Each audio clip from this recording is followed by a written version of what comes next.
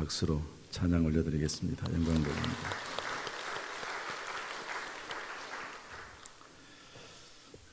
오늘은 추수감사절에 하시는 하나님의 복된 명령이란 제목으로 같이 말씀 나누겠습니다. 한번 따라서 하실까요? 추수감사절에 하시는 하나님의 복된 명령.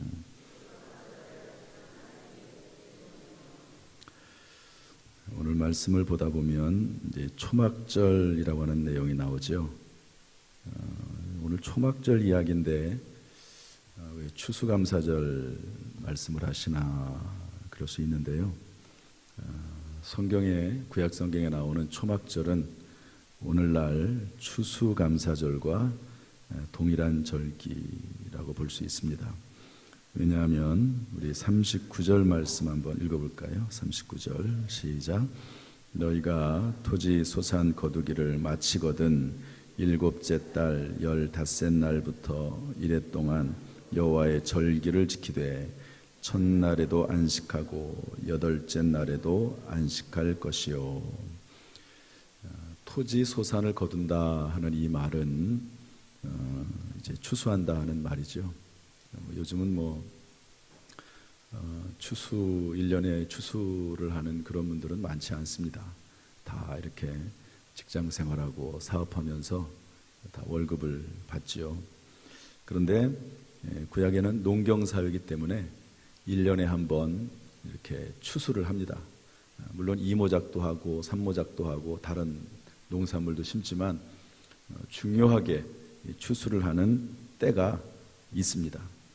그런데 그 토지 소산을 다 거두고 나면 하나님께서는 뭐라고 말씀하시냐면 여호와의 절기를 지켜라 이렇게 말씀하고 계십니다. 얼마나 바쁘겠습니까? 또 얼마나 힘들겠어요. 추수하느라고.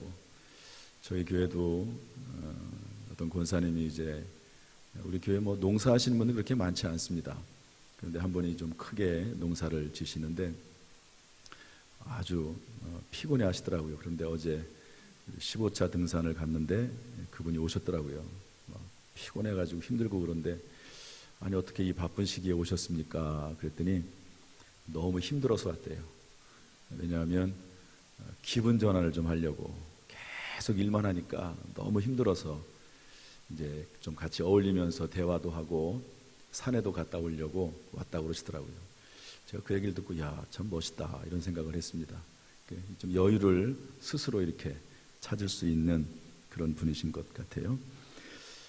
이렇게 힘들게 농사를 하고 다 마친 다음에 추수를 하면 쉬고 싶겠죠. 또 거기에 소산들이 많지 않겠습니까? 곡식물도 있겠고 포도주라든지 기타 여러 많은 음식물들이 있을 겁니다. 그런데 그 시간에 하나님께서는 하나님을 기억해서 절기를 지켜라. 하나님을 위해서 무언가 일을 하라. 이렇게 말씀하고 있습니다. 우리가 직장에 들어가서 첫 번째 월급을 탄다든지 또 취직을 한다든지 또 대학에 입학을 했다든지 어떤 좋은 일이 생겼어요. 그러면 사람들은 그 일을 만났을 때 그냥 즐기려고 합니다. 쉬려고 해요. 그것이 가장 큰 일이고 1년에 있어서 가장 중요한 일이 있을 때 사람들은 그냥 그 자체를 즐기려고만 합니다. 그런데 하나님은 그 시기에 뭐라고 말씀하시냐면 여호와의 절기, 초막절을 지켜라. 오늘날로 말하면 추수감사절을 지켜라. 이렇게 우리에게 권면하고 있습니다. 권면이 아니죠. 명령입니다. 명령. 그렇게 명령하고 있습니다. 한 가지 참고로 여러분 구약의 절기는 예수 그리스도를 예표합니다. 구약에 먹는 거, 마시는 거, 절기, 예를 들어서 초막절, 칠칠절, 맥추절 이런 3대 절기, 또 초하루, 안식일 이런 것들에 대해서 구약 성경에는 철저히 지키기로 되어 있는데 신약에 와서 그것을 예수 그리스도 이후에는 어떤 의미가 있을까? 거기에 대해서 골로새서 2장 17절은 이렇게 말하고 있습니다. 먹고 마시는 것과 절기와 초하루와 안식일은 장래일의 그림자다. 따라합시다. 장래일의 그림자. 장래일이라고 하는 것은 예수 그리스도를 말하죠. 장차 예수 그리스도께서 오실 것을 예표하는 것이다. 다시 말해서 이 모든 것들은 그림자라는 거예요. 그럼 제 뒤에 이제 그림자가 있거든요. 그러면 그림자가 있다는 말은 본체가 있다는 겁니다. 구약성경에 나와 있는 이 절기라든지 모든 안식일이라든지 이런 개념들은 전부 신약시대의 예수 그리스도 그분을 예표하는 것이라고 성경은 우리에게 알려주고 있습니다. 따라서 오늘날 모든 절기는 문자적으로 지켜져야 하는 것이 아니고 그리스도 예수 안에서 절기의 정신을 지키는 것입니다. 따라합시다. 절기의 정신을 지키는 것이다. 그리스도 예수로 풀고 그리스도 예수로 해석을 해서 그 정신을 지키는 것이지 구약성경 그대로 지키는 것이 아닙니다. 그렇다면 여러분 초막절은 며칠 날 드리게 되어 있습니까? 7월 15일 날 드리게 되어 있습니다. 그럼 우리도 7월 15일 날 해야죠. 그게 아니고 이것은 추수감사절을 의미하는구나. 그래서 추수감사 때에 맞게 우리가 추수감사절 예배를 드리는 것입니다. 그러면 오늘 말씀을 통해서 추수감사절에 하시는 하나님의 복된 명령은 무엇일까? 하나님의 백성이요 하나님의 자녀인 우리가 지켜야 할 추수감사절의 정신과 그리고 그 명령은 무엇일까 하는 것을 생각해 보려고 합니다. 여러분, 이 하나님의 명령은 우리를 힘들게 하려고 하거나 우리를 괴롭히려는 것이 아니라 하나님께서 우리를 사랑하시기 때문에 우리를 복 주시려고 또 마땅히 해야 될 하나님께 돌려야 될 영광을 하나님이 가르쳐 주신 것인 줄로 믿습니다. 첫 번째로 추수감사절에 하신 하나님의 복된 명령, 첫 번째는 뭔가? 우리 33절부터 36절 말씀 같이 읽어보겠습니다. 시작. 여호와께서 모세에게 말씀하여 이르시되 이스라엘 자손에게 말하여 이르라. 일곱째 달 15째 날은 초막절이니 여호와를 위하여 이레 동안 지킬 것이라. 첫날에는 성회로 모일지니 너희는 아무 노동도 하지 말지며 이레 동안에 너희는 여호와께 화제를 드릴 것이요 여덟째 날에도 너희는 성회로 모여서 여호와께 화제를 드릴지니 이는 거룩한 대회라. 너희는 어떤 노동도 하지 말지니라. 첫 번째로는요, 추수의 때에 가장 기쁜 일이 생길 때 성회로 모이라는 거예요. 너희들 하는 거 다 중단해라. 피곤하지? 그래도 모여라. 집안에 먹을 것이 많아가지고 창고에 먹을 것이 쌓여서 먹을 게 많아서 잔치도 해야 되지? 그것도 중단해라. 그리고 성전에 모여서 하나님의 전에 모여서 온 민족이 성회를 드려라 이야기하고 있습니다. 그런데 여기 보니까 뭐라고 되어 있냐면 어떤 노동도 하지 말라는 거예요. 일을 다 중단하라는 겁니다. 제가 여러분에게 이렇게 말했다고 한번 생각을 해봅시다. 여러분, 추수감사 절기가 돌아왔습니다. 우리 하나님께서 추수감사 절기에는 아무런 노동도 하지 말라고 했습니다. 그러니까 우리 앞으로 일주일 동안 내일부터 직장 나가지 말고 또 그리고 학교도 가지 말고 일주일 동안 예배당에 모여서 우리 하나님을 찬송하고 기도하고 예배하고 절기를 드립시다. 이렇게 말한다면 어떻게 될까요? 여러분, 목사님이 성경 말씀에 있는 그대로 말씀한 거니까 우리가 따라야 되겠다. 나는 내일부터 나오겠습니다. 한번 손 들어보세요. 손을 들어보세요. 들다가 또 마시는 분도 계시고. 제가 1부 때 손을 들려고 그랬더니 한 분이 드시더라고요. 2부 때는 한 명도 없더라고요. 여러분, 그때의 개념과 지금의 개념은 달라요. 제가 정신을 지키는 거라고 말씀을 드렸습니다. 현실적으로 문자 그대로 7일 동안 모든 직장과 학업을 중단하고 이 자리에 모여서 예배 드릴 수는 없습니다. 다행히 감사한 것은 현재 우리가 모이고 있는 성회 다니엘 세일의 기도회가 있지 않습니까? 마지막 5일이 또 남았어요. 다행히. 얼마나 감사하게. 그래서 여러분 그 5일 동안을이라도 온전히 여러분 추수감사절을 준비하는 마음으로 여러분 5일 동안을 온전히 지킬 수 있기를 주님의 이름으로 부탁을 드립니다. 여러분 하나님의 말씀으로 이 말씀을 받았으면 좋겠어요. 나는 교대 근무해가지고 못 옵니다. 그러면 새벽 기도라도 나오시고 그것도 힘들면 시간을 정해서 예배당에 나와서, 주님이 하나님이 택하신 곳이라고 되어 있으니까 예배당 성전을 말하는 거거든요. 예배당에 와서 하나님 앞에 기도하는 거 참으로 하나님의 마음에 합한 일인 줄로 믿습니다. 병원에 입원하게 되면 어떡합니까? 모든 것 다 중단하고 직장 다니는 것도 포기하고 병원에 입원합니다. 여러분, 영적 병원에 입원했다고 생각을 하고, 특별히 주님의 말씀이 추수감사 절기를 지키라고 했을 때 하나님 앞에 나와서 성회로 모일 수 있는 그런 마음이 있기를 주님의 이름으로 축복합니다. 여러분, 자녀들이 대학에 합격을 했습니다. 입학금이 나왔어요. 그럼 어떻게 하겠습니까? 그러면 어떤 방법을 동원해서라도 입학금을 마련해서 그 아이가 대학에 들어가도록 할 것입니다. 하나님의 명령이 떨어지고 그 명령을 우리가 받았으면 이게 하나님의 말씀이다 라고 믿어진다면, 이해한다고 하면 어떤 방법을 취해서라도 참석하려고 노력을 할 것입니다. 문제는 의지예요. 의지. 무언가를 해야 된다는 의지, 하나님의 말씀이기 때문에 내가 순종해야 된다라고 하는 순종하는 마음, 그 의지가 중요한 겁니다. 여러분, 의지가 없으면 아무것도 일어나지 않아요. 아무리 많은 말씀을 들은들, 아무리 제가 여기서 피를 토하듯이 얘기를 한들 여러분들 무슨 의미가 있겠습니까? 의지를 가지고 하나님의 말씀을 존중하는 마음으로 나와서 순종할 때 하나님의 뜻이 이루어지게 될 줄로 믿습니다. 하나님의 역사가 나타날 줄로 믿습니다. 그래서 제일 먼저 주님께서 주시는 복된 명령은 뭐냐? 성회로 모여라. 성회로 모여라. 할렐루야. 여러분, 이 말씀에 따를 수 있기를 주님의 이름으로 축복합니다.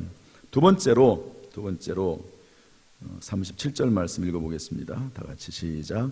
이것들은 여호와의 절기라. 너희는 공포하여 성회를 열고 여호와께 화제를 드릴지니 번제와 소제와 희생제물과 전제를 각각 그날에 드릴지니. 절기를 지키되 절기 예물을 드려라 말씀하고 있습니다. 여러분, 제가 이 말씀을 드리는 것은 성경 말씀에 있는 그대로를 전해드리는 겁니다. 이번에 우리 저녁에 모여서 집회를 하는데 어떤 목사님 이런 설교를 하시더라고요.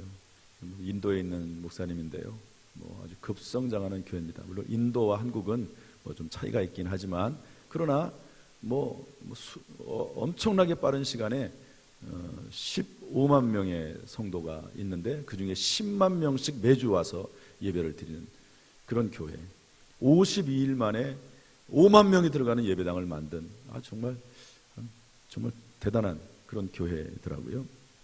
근데 그분이, 목사님이 뭐라고 말씀하시냐면 타협 없이 하나님의 말씀을 전한다 이렇게 말씀을 하시더라고요. 제가 여러분의 말씀을 그냥 성경 말씀 있는 그대로 전해드립니다. 제가 성경 말씀을 빼거나 더할 수 없잖아요. 이 말씀을 받아들여서, 믿음으로 받아들여서 순종하면 하나님의 은혜와 복이 임하는 것이고, 그렇지 않으면 그거는 본인들의 책임이죠. 제가 여러분들을 생각해서 하나님의 말씀을 빼거나 더할 수는 없습니다. 성경이 뭐라고 되어 있냐면 절기를 지키되 화제와 번제와 소제와 희생제물 전제를 드려라, 절기 예물을 드려라 말씀하고 계십니다. 제사에 대한 이야기를 제가 일부러 주보에 기록을 해놨는데요. 왜냐하면 제사가 구약 성경에 이렇게 얽혀서 나와요. 그래서 헷갈립니다. 그런데 이 두 가지만 딱 기억을 하면 이해가 쉽습니다. 구약에는 5가지의 제사가 있습니다. 번제가 있고 소제가 있습니다. 화목제가 있고 속죄제가 있고 속건제가 있습니다. 이 5가지 종류가 전부 드리는 제물도 조금씩 다르고요, 방식도 좀 다릅니다. 그런데 이 5대 제사를 드리면서 드리는 방법이 있습니다. 첫 번째로 화제로, 이것은 태워서 드려라. 전제로 독주나 포도주를 부어서 드려라. 거제로 들어서 드려라. 그 다음에 요제, 흔들어서 드려라. 이렇게 이제 방식이 있습니다. 아까 제가 화제, 전제, 소제, 희생제물, 전제를 드려라 이렇게 되어 있는데, 번제, 소제, 희생제물은 제사의 종류예요. 화제나 번제는 제사의 방법입니다. 그래서 이런 것들을 구분해서 성경을 보면 좀 이해하기 쉽습니다. 그런데 오늘 성경 말씀에 보니까 37절에 하나님 앞에 절기 예물을 드리라고 하면서 각각 그날에 드릴지니 이렇게 되어 있습니다. 우리가 이제 절기를 지내게 되면 이런 질문을 할 수 있겠죠. 하나님 7일 동안 드리라고 하는데 마지막 날 8일 때도 큰 성회로 모이라고 돼 있는데, 그러면 하나님 앞에 드리는 예물은 언제 드리죠?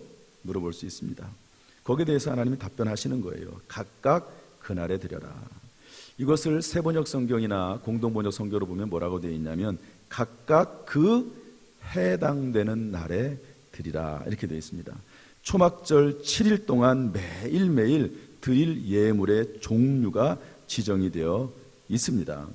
성경에는 신명기 16장 16절에 보면 3대 절기가 나옵니다. 무교절, 7.7절, 초막절. 그런데 이 절기 때는 여호와의 택하신 곳 성전에 나와서 하나님 앞에 얼굴을 뵈라 그랬습니다. 여러분 다음 주 추수감사절인데요, 하나님 앞에 얼굴을 뵈라는 거예요. 절기 때는 얼굴을 보여라. 하나님 앞에 다른 그 어떤 것보다도 하나님 앞에 나와서 하나님 앞에 얼굴을 뵈라 이렇게 명령을 하고 계십니다. 그 다음에 하나님을 배울 때 빈손으로 하나님을 뵙지 말아라. 하나님 앞에 무언가를 예물을 드려라 이렇게 말씀하고 계십니다. 빈손으로 나오지 말라는 것이죠. 이것은 하나님의 주시는 명령입니다. 하나님께서 아예 노골적으로 얘기하세요. 너희들 추수감사 절기를 드려라. 그리고 하나님 앞에 예물을 드려라 말씀하고 있습니다. 이렇게 하면은 이제 질문이 또 나오죠. 어떤 질문이 나오냐면, 하나님, 그러면 기존에 드리던 주일헌금, 11조, 감사, 선교헌금 등은 어떻게 합니까? 우리 38절 말씀 한번 읽어보겠습니다. 38절 시작. 이는 여호와의 안식일 외에 너희의 헌물 외에 너희의 모든 서원 제물 외에 또 너희의 모든 자원 제물 외에 너희가 여호와께 드리는 것이니라. 그것은 그것대로 드리고 절기 예물은 또 하나님 앞에 하나님이 정한 방식에 따라서 드리라는 거예요. 여러분 사람들은 참 인색합니다. 인색해요. 하나님 앞에 드리는 것은 어찌 됐든지 간에 깎으려고 하고, 그리고 사람 앞에 자녀들에게 주는 것은 어찌 됐든지 간에 많이 주려고 하고. 여러분 자녀들에게 많이 주고 싶으시죠? 어떻게 반응이 하나도 없어요? 자녀들에게 많이 주고 싶으시죠? 여러분 하나님에게 많이 주고 싶으시죠? 사람들이 하나님 앞에 하나님의 자녀들이 나올 때 인색함으로 드리지 말라 이렇게 우리에게 권면해 주고 있습니다. 이것은 제 말이 아니고 성경 말씀을 가감없이 전해 드리는 것입니다. 몇 개월 전 저희 아내가 저에게 헌금을 제안했습니다. 지금이 아니고 몇 개월 전입니다. 근데 헌금의 액수가 얼마냐면 1천만 원입니다. 1,000만 원을 하자는 거예요. 그래서 제가 반응을 보여야 되잖아요.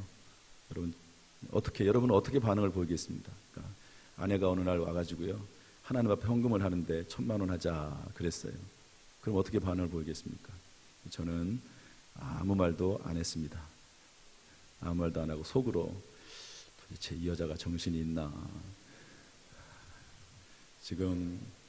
지금은 이제 이자만 내는데 그때는 이제 원리금을 함께 냈습니다. 원금하고. 그러다 보니까 사례비도 못 받고 또 이렇게 상여금도 못 받고 연기되고 나중에 다 받았습니다. 연기되고 그러는 때인데, 근데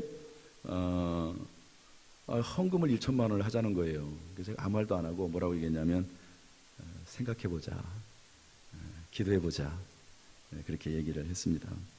그리고 시간이 꽤 지났어요. 제 마음속에 그게 떠나가겠습니까? 남아있죠. 그래서 이번 추수감사주일에 그럼 이번에 하나님 앞에 드리자. 우리 한번 최고의 감사를 드려보자. 여러분 가장 어렵고 힘들 때 드리는 감사가 최고의 감사인 줄로 믿습니다. 제가 여태까지 하나님 앞에 드린 추수감사헌금은 100만 원이에요. 그게 제일 많이 드린 겁니다. 그런데 이번에 한번 그것을 경신 한번 해보자. 제 속으로 생각을 하고 추수감사헌금을 드리자. 그렇게 했습니다. 여러분 액수가 중요한 것이 아니라 하나님이 감동하실 때, 또 하나님께서 마음속에 무언가 음성을 들려주실 때 여러분 그 하나님의 음성에 순종할 수 있는 그런 마음이 생길 수 있기를, 그런 의지가 있기를 주님의 이름으로 축복합니다. 어떤 권사님이 저를 찾아왔습니다. 상당히 많은 액수의 돈을 가지고 왔어요. 그러면서 제가 다 설명할 수 없습니다. 필요한데 이러한 때 사용하시라고 그렇게 얘기를 했어요. 아주 많은 돈입니다. 여러분들이 깜짝 놀랄 겁니다. 그런데 그러면서 하시는 말씀이 뭐냐면, 목사님, 왜 그분이 3번 기도하고 가져왔다고 그러더라고요. 목사님, 왜 가난한 저에게 그런 감동을 주십니까? 우리 교회 부자들도 많은데 왜 가난한 저에게 그런 감동을 주셔서 하나님 앞에 드리라고 얘기를 하십니까? 그래서 아주 제가 그 얘기를 듣는데 얼마나 마음이 아픈지, 근데 그래도 순종하는 마음으로, 하나님의 순종하는 마음으로 가지고 왔습니다. 어떤 권사님이 어느 날, 여러분 시점이 없습니다. 뭐 최근인지 과거인지 뭐 이런 걸 자꾸 따지려고 하지 마십시오. 어느 어떤 권사님이 저를 만나자고 하시더라고요. 목회를 하다 보면 이런 일이 많이 있습니다. 제가 얘기를 안 해서 그렇지, 오늘은 뭐 제가 기회가 돼서 얘기를 한번 하는 거예요. 왔는데 1,000만 원을 가지고 왔어요. 하나님께서 마음에 감동하셔서 목사님께 드리라고 하는데, 목사님 원하시는 대로 쓰십시오. 제가 물어봤어요. 남편은 허락했냐고. 남편이 허락을 했대요. 좋습니다. 그러면 제가 이 돈을 어디에 쓰겠습니다. 제가 다 지정을 했어요. 안 그러면 제가 오히려 시험 들 수 있어요. 잘못하면 제가 잘못될 수 있습니다. 제가 어디에 쓰겠습니다. 그리고 그대로 썼어요. 금방 썼습니다. 곧바로. 그런데 그분이 가시면서 저에게 기도 제목을 하나 주고 갔어요. 여러분, 그게 얼마나 마음에 부담이 됩니까? 얼마나 마음에 부담이 돼요. 그래서 제가 그날부터 하루도 빠지지 않고 그분의 그 기도 제목을 놓고 기도했습니다. 기도를 안 할 수가 없어요. 기도가, 이거는 하고 싶어서 의지적으로 하는 게 아니고 그냥 기도가 나오는 거예요. 나오는 거예요. 어쩔 수가 없어요. 사람도, 목사도 여러분 사람입니다. 기도가 나와요. 제가 그분을 위해서도 반절을 썼고, 또 제가 정말 필요한 부분에서 그분을 썼습니다. 기도를 했는데 하나님이 그 기도에 응답을 해주셨어요. 할렐루야. 아직 좀 몇 가지가 남아 있는데 그것도 하나님께서 응답하실 거라고 저는 생각을 합니다. 어떤 분이 저에게 500만 원을 가지고 왔습니다. 돈이 생겼대요. 500만 원이 마침. 그런데 목사님이 생각이 났대요. 그래서 목사님이 이걸 가져오는데요, 이분은 지정을 해주시더라고요. 그때가 교회가 음향 헌금을 하고 있을 때입니다. 음향이 다 낡아가 음향을 다 바꾸려고 하는 그때인데요, 교회가. 제가 헌금을 하자고 선포를 했어요. 제가 마음속에 나름대로 작정한 액수가 있습니다. 그런데 돈이 없어요. 어떻게 하나. 그러고 있는데 그분이 오신 거예요. 그래서 그 500만 원을 주면서, 목사님, 헌금할 돈 없으시죠? 이것으로 하세요. 그러더라고요. 그래서 제가 그렇게 헌금을 드렸습니다. 목회라면 참 왜 그런지는 모르지만 이상하게 목회자를 돕고 섬기고 목회자와 함께하는 분들이 꼭 있습니다. 어느 교회든지 있습니다. 그 반대 사람도 있긴 하지만 꼭 목회자를 돕고 섬기고 희생하는 분들이 있어요. 어떤 분은요, 제가 서울을 떠나온 지 벌써 6년 반 됐습니다. 그런데 지금도 저를 위해서 기도해 주세요. 지금도 명절이 되면 선물을 보내주세요. 그리고 김치 같은 거 만들어 보내주십니다. 그런데 이분은 저한테 기도 부탁을 뭐 특별히 한 것도 없어요. 그런데 제가 이분의 기도 제목을 압니다. 이분에게는 아들이 3이 있습니다. 근데 아들이 다 결혼을 못했어요. 큰아들, 둘째 아들, 셋째 아들만 있습니다. 그런데 기도하는 가운데 하나님께 셋째 아들이 결혼하게 하셔서 제일 먼저 셋째 아들이 먼저 결혼을 했습니다. 그래서 아들까지 낳고 잘 살고 있는데요, 제가 주례를 했습니다. 그리고 제가 이제 당진으로 왔는데요, 어느 날 저에게 연락이 왔어요. 둘째 아들이 결혼합니다. 근데 그때 나이가 몇 살이냐면 42살이에요. 올해입니다. 올해 제가 서울에 가서 주례를 했는데 42살이에요. 제가 주례하러 이제 갔는데 아니 왜 목사님이 계신데 다니는 교회가 있거든요. 그런데 왜 그렇습니까? 그랬더니 아들이 목사님에게 주례를 받고 싶다고 흑구 우겨서 하게 됐습니다. 그래서 제가 이제 주례를 했는데 큰아들이 거기 와 있더라고요. 큰아들은 몇 살이냐면 45살입니다. 45살 이제 하나 남은 거예요. 그래서 그 집사님인데 집사님이 저에게 이제 큰아들도 45살이지만 결혼할 수 있도록 기도해달라고 부탁을 하면서 이 큰아들도 결혼하게 되면 목사님이 주례해달라고 그렇게 얘기를 하시더라고요. 그러면 제가 그 가정의 세 아들을 다 주례할 수 있는 기회가 생기지 않을까 하는 그런 생각을 해보게 됩니다. 제가 이 얘기를 왜 합니까? 사람도 사람의 마음을 감동시킵니다. 사람의 마음을 움직이게 돼 있어요. 기도를 의지적으로 하는 게 아니라 자리에 앉으면 그분 생각이 나는 거예요. 여러분, 하나님께서 우리의 마음을 아시지 않습니까? 하나님 앞에 하나님이 보실 때 그냥 저 성도만 보면, 저 백성만 보면 하나님이 마음이 아픈 거예요. 어떻게 하면 내가 저 아이의 기도를 들어줄까? 어떻게 하면 내가 저 그 간절한 기도를 들어줄까? 여러분, 그렇게 하나님께서 생각하시는 성도가 있지 않겠습니까? 하나님께서 우리에게 하나님의 마음을 주셨는데 하나님의 그런 마음이 저는 있다고 생각을 합니다. 그래서 여러분, 하나님께서 오늘 노골적으로 말씀하세요. 추수감사절기를 지켜서 성회로 모여라. 그리고 모일 때 매번 예물을 드려라. 그리고 하나님 앞에 마음과 중심을 드리라고 그렇게 말씀하고 계시거든요. 여러분, 하나님께서 우리를 괴롭게 하려고, 하나님께서 우리의 재산을 뺏어가려고 그런 하나님이 절대 아닙니다. 절대 아니세요. 부모가 우리의 것을 뺏어가려고, 모르겠습니다. 어떤 부모는 자녀들 거 막 뺏어가려고 하는 부모도 있을지 모르겠어요. 하나님은 그런 하나님이 아니십니다. 제가 그래서 제목을 추수감사절에 하시는 하나님의 복된 명령이라고 그렇게 이름을 붙여봤습니다. 이번 추수감사절에 하나님 앞에 진심을 들이시고 중심을 들이시는 그런 복된 절기가 될 수 있기를 주님의 이름으로 축복합니다. 여러분, 하나님 앞에 감동을 받은 대로 하나님 앞에 정성껏 예물을 드리세요. 크든지 작든지 간에 하나님 앞에 드릴 수 있기를 바라요. 하나님께서 우리의 기도에 반드시 응답하실 줄로 믿습니다. 하나님과의 복된 관계가 아름답고 복되게 열릴 줄로 믿습니다. 여기서 한 가지 이야기만 하고 마치겠습니다. 한기채 목사님, 서울중앙성결교회 담임 목사이신데요.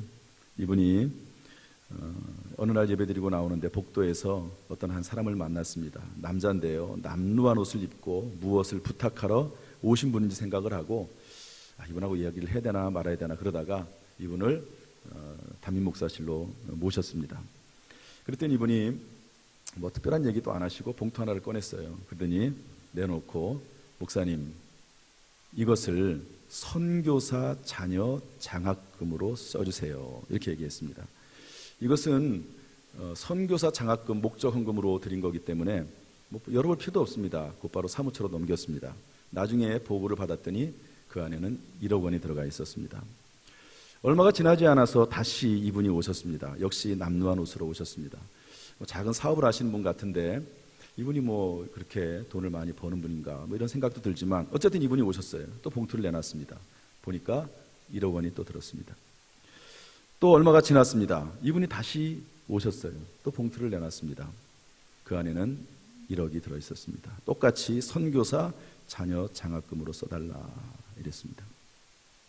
그러면서 세 번째 온 그날은 토요일 날 왔습니다. 좀 시간이 좀 여유가 있어서, 주일날은 얼마나 바쁩니까?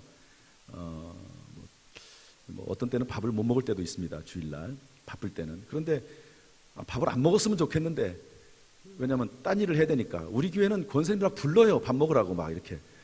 그러니까 또 안 가면 또 안 돼요. 그래서 가서 밥도 먹고 그러는데, 이분이 제가 1억 원을 가져와서 선교사 자녀를 위해 장학금으로 쓰라고 목사님 앞에 드리는데, 이것은 제가 마음이 기뻐서 그냥 아무런 갈등도 없이 가져오는 돈이 아닙니다.